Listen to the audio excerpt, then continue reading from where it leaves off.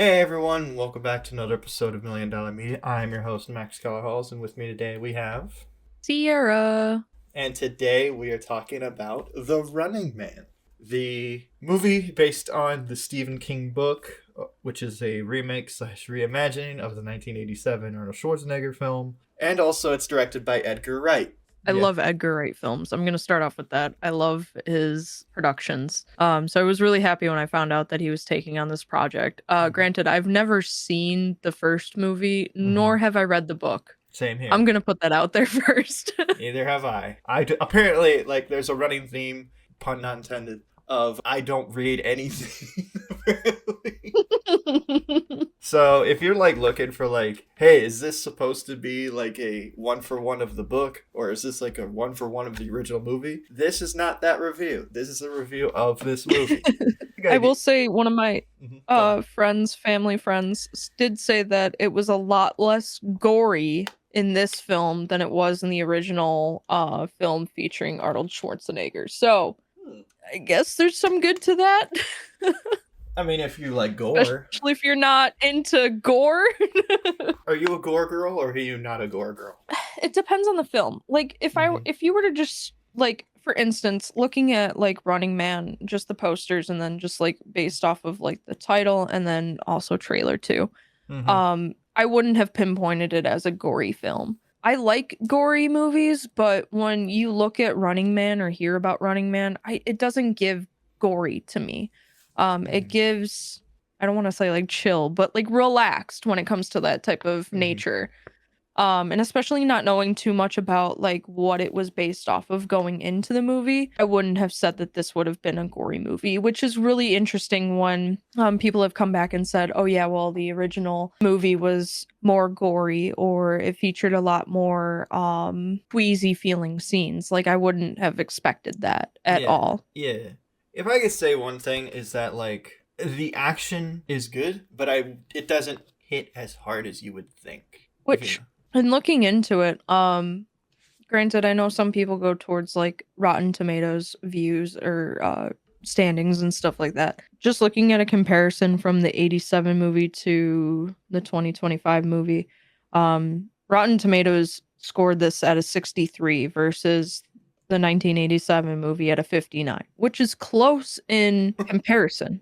I don't know why they changed some of and in this, again, this is just going based off of like what people have told me, why they may have changed some of the scenes, why they may have changed some of the action comparatively to the original. And again, I never read the book, so I can't say that it's a comparison to the book. From what I have seen of the original, like the original goes more into like the zany enemies and kind of thing like that. So there's a lot more fun, creative, and wild characters. You know how like there's that one guy in this movie, the Tracker guy? I think his name's Tracker or Hunter or something like that. Like there's a lot more of that in the original. Like there's like a guy named Sub-Zero or something like that, and he's got ice themed stuff going on. He's like a hockey thing. Wherein this is more like, oh no, there's just this one element of people who are a little bit more dramatic and they have a bit more flair because they're on TV constantly kind of feel. Whereas the original is a bit more of that. Like there's a bunch of like yellow jumpsuits and stuff like that, which you get in this for a bit. And like the biggest callback to the original movie in this is that Arnold's on the $100 bill. Which I thought was really, really interesting. I thought that was funny. I was like, that's a pretty clever way to kind of tie back without being like, get it? Another thing I remember when I was sitting in the movie theater watching this, it really brought me back to the film Nerve, the 2016 film. Do you remember that film? Is that the one with Dave Franco?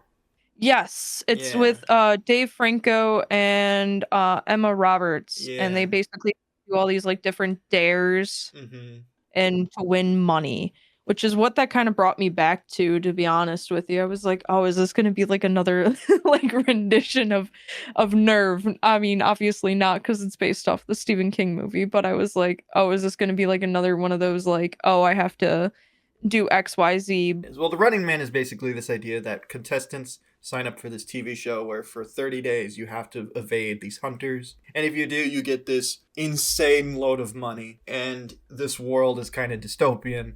And people are just kind of struggling by. And this main character can't really get a job and he has a sick kid. So this is his only option really left. And honestly, this premise has been done in various ways in other things. It's kind of a little bit there in Squid Game, if you think about it. Yes, a little bit, yep. There's another movie that I do want to talk about eventually. The Long Walk is a little bit like this. Okay. Haven't seen it, but I definitely want to take a peek-see at it. But yeah, no, this one is a bit more flashy. I'm curious though, like, just getting the premise and our thoughts aside, what did you think of this movie? I thought it was pretty good. It's not like one of my like top movies that I'm gonna go sit back and rewatch. But as a movie in itself, I thought it was pretty good. It told the basis of like the story very well. The only thing that I think it lacked in, I would have liked to see a little bit more on the other contestants. I felt like we were just, in spoiler, I thought we were given a lot of like tidbits of information and then they were cut off really quickly. Granted, yes, I wanted, Ben to win, but in the aspect I wanted to see the other characters put up a fight. Like I wanted to see the other actors go into whatever they needed to, but I felt like they were just killed off very easily and very quickly that I didn't get to develop a relationship with them. Which most of these other movies do that. That's why I brought up Nerve, is because Nerve brought this aspect where you developed a feeling or like a relationship to other characters in that movie. So you were kind of sad to see them die, or you got to learn more of like why they were doing XYZ, like what the premise behind them joining that game series was. I wish I got that with The Running Man. It didn't feel like I was able to develop a connection with them in this version. So I felt like when they were cut off, I was like, okay, cool. What's Ben gonna do now? No, I very much agree with you. And I think I wrote this note down where I said, like, I think like the way the supporting cast in general is kind of handled in this movie is just really threw me off, and like how quickly characters were introduced and then immediately how quickly like they leave. It really feels like a book, and that this movie is like set up in like chapters. It's like you're in Detroit, now you're in the rural parts of America, now you're in a car with this random girl who is now the most important woman in this movie. Right. And I was like, and this is like the start of the third act, and we meet this new character that we're supposed to like really care about because like she's having this arc in the last third of this movie. And I was like, oh, okay, like we're just going really fast through all of these characters when I really just want to care about Ben and his wife, which even then the wife character is just in the opening of this movie, and like she's there in spirit throughout the rest of it, but like you're just solely focused on Ben as a character, that like any interaction he has with someone else, you're just kind of like, well, it's just so quick. Yep. And that's how I felt too with even like the introduction of Ben and like the hardship that world gives them. Like I felt like that went like by really, really quickly. Like I didn't get to develop into what Ben goes through on a daily basis. It was, hey, I'm struggling, I need to find money, here's how I'm gonna do it, goodbye, love you, and then straight into it. It was like, oh, cool, I guess. Like, what am I supposed to base that off of? Or like kind of feel like, oh, I'm in Ben's shoes type of thing, which is what I would have preferred. Or even when like we go through Ben finds out that he's a part of this group, and like he's got the two other people within his like quote unquote group. Like we don't see much of a development of like a relationship established between those two other people. I mean, granted, yes, one's a ditz and then the other one is, well, you'll understand. But we don't get to see that like relationship build. So that's why I'm saying, like, I just feel like if there wasn't that lack of connection, I feel like I would have definitely delved more into the movie versus just kind of sticking with Ben the whole entire time. A lot of these characters do seem like really interesting, like on their own. Like, oh, cool, I want to see more of that. But like, because this movie does have this theme of like, what can you trust on TV? Which honestly, I do really like. And that's one of my big pluses of the movie. Especially with everything going on today. It's kind of scary how accurate they're just like, like one of the elements of the game is that you have to prove that you're alive. You have to film yourself, put in a tape, and then they'll play the tape. But what they'll do is they'll manipulate the footage to basically make you say whatever they want to make yourself look hated. To that way, no one will Correct. trust you. And I really like that element of the film. And it kind of just by the end of the movie, no spoilers, but like our main character is just so like, I have no idea what's going on, and I'm getting fed up. Yep. Mhm. But the realization at the end where he comes to and realizes that, like, so even in past experiences, like, or Mhm. like past shows or whatever, he realizes that, like, oh shit, they actually have manipulated, they've turned people towards this person. Mhm. And maybe that's why, XYZ person died so quickly, type of thing. Mhm. Um, they definitely played into a part of like who's weak and who's strong. And then once they realized that like Ben was winning and like being better, they started to manipulate his stuff and manipulate his videos to make him look like the bad guy to try to get him out of the fight sooner. And then to the realization of what actually goes on in that show at the end, I Mhm. think is the real kicker in the pants for both, the character and the world to realize what actually has been happening this whole entire time. And that's why I said, like, I like it as a story. I like it Mhm. as the plot was, but I just felt like they could have developed more with characters. They could have developed more of a relationship so that it hurt more when those characters were died off.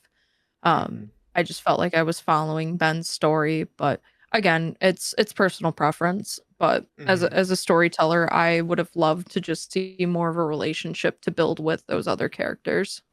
Yeah, just something a little bit more to make me care. And Hmm. nothing against like the main actor, Glenn Powell. I think like honestly, this was one of the. I haven't seen Hitman or that Chad Powers Oh. TV show.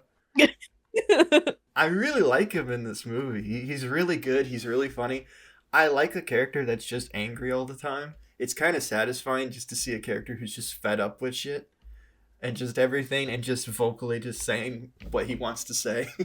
Like that's Hmm. kind of fun. Like at the time I was like still I might have just gotten out of my job, so I was definitely kind of relating with the main character just being fed up with just this bullshit. Right. But I really like that stuff in this movie, and I thought he just was really fun as like a main character and like really charismatic and He's a great actor. I oh do yeah. love all of the movies he is in. So, I Mhm. mean, he definitely knows what he's doing and he plays whatever part he's given. It's like Woody Harrelson. Any part that he's played, he's usually given the asshole role and he plays it so fucking well. Yeah, no. And I think with Glenn Powell, I mean every role he's been given, he plays it so well. So I mean, kudos to him. I mean, he's a phenomenal actor. I Hmm. don't I don't doubt that for one bit. Again, this is like the first time I've like seen him as like a leading man, so I was like, oh wow, like yeah, no, he could carry a movie, and that's not the issue here. It's just like Mm-mm. when he's the only character on screen, Yeah. it's like, and he's angry all the time. I'm kind of like, dude, That was the thing too I noted was the negativity. I mean, granted it was a non-positive movie, but it was just like the constant negative coming from him. I got annoyed. I don't know what it was, but it was I just that like I that know acting. I got annoyed by it. I was fed up with it. But again, it was it's kind of like a. probably how the film was supposed to be, and that's okay. I just didn't like it that way, and that's why I wanted to see more from other characters. Mhm. Yeah, it kind of reminded me of like the horror movie thing where it's just like, dude, will you like just step back for like a second? But I Mhm. guess in this movie, like he's never given that opportunity, even though there's like stretches of moments, points in this time where he is kind of on his own and it's just relatively quiet. So it's kind of like, oh no, I want to see him kind of like really think about everything going on because the ending of this movie kind of leads you into this idea of like he's been manipulated so much, but from what all Mhm. these other characters have kind of told him up to this point, you're like, dude, listen to what they were saying. Like, tell them, Yeah, like, do you believe what these people are telling you? And there's no point in this movie where he was just like, I got the one up on you until like the very end. And until the honestly, very end. Yeah. I'm going to be real with you. I didn't like the ending of the movie. Why? Tell me more. Without going into spoilers, I feel like the movie literally goes on this like this really, really, really intense like momentum of just like, oh, how is he gonna get out of this situation? And then without spoiling it too much, they do this really cartoonish Bugs Bunny, not well, let me kind of like Okay, the yeah, Porky okay, yeah. Pig Now style, I'm like remembering it all. Yeah. that's all, folks, kind of thing, or like, hey, why did you think of this? And I was like, well, I understand that's part of this movie. Yeah. In another aspect, it kind of reminds me of not a hundred like obviously one to one, Mhm. but if you've ever watched Ferris Bueller's Day Off, the last like ending scene where he's like, "Why are you still here?" It's like Yeah. that's kind of like the ending of like very anticlimactic, like what are we still doing type of watching this or like playing this out type of bit. So Well, I get where you're coming from. well, it really felt like a writer wrote himself into a corner and then he didn't know how to end it. So he was just like, well, what if this happened? And what if this entire time this happened? And then they explain how he got out of the situation, kind of. It's like no, because they had like three different possibilities and they're like, Yeah, well, yeah, what if yeah. XYZ happened? Like, Uh-huh. this is what would go on. It's like, I don't care about XYZ. I want to know what's happening in this current moment, in this state of mind where you're at right now. Yeah. What is the outcome? And they, It felt like it was a possible ending. And then it was like, oh, but but we're not ending. Here's another ending. Just kidding. We're actually ending it this way. and then it's trying to end on somewhat of a satisfying. I mean, it's a satisfying note on paper, but you're like, well, how we got here wasn't satisfying. So like this No. moment doesn't really feel earned because it really felt like an Animaniac just came out and was just like, nope, we're not doing that. And It felt like I was jerked in like in like different ways, like with a pole with like a cane on the end. Was like, we're actually gonna take you this way now. yeah, I just couldn't believe like the ending of this. Like, I don't know, and again, I don't know if that's a book thing because Stephen King is notoriously known to have endings that don't really like land. And again, that's not a pun intended for what this ending is trying to do. But like, this just didn't work for me. And like, I know Edgar Wright can do like really weird storytelling kind of like things where like the movie ends one way and then it ends another. Like, honestly, like Hot Fuzz kind of does a weird thing like that where it's like, oh shit, this happens, and then at the end it's like it pulls the rug on under you in a satisfying way. Did look it up just now because I was curious. I was like, what's a was it a 1-to-1 Uh-huh. comparison from the book to the movie for Yeah. the newest movie? Some people said it was until it wasn't. The last act of the movie apparently continues where the book ends. So apparently how the book ends is not how the movie was supposed to end. It's like a continuation of where it ended off. So I guess where the movie, like that part in the movie where like we're saying like this Animaniacs thing kind of happens. I think that's where they like played into the whole, hey, you thought it was over? Actually, it's not. Here's another plot hole. Yeah. Especially in a year that has a lot of interesting and really good fight the power kind of motifs and storytelling.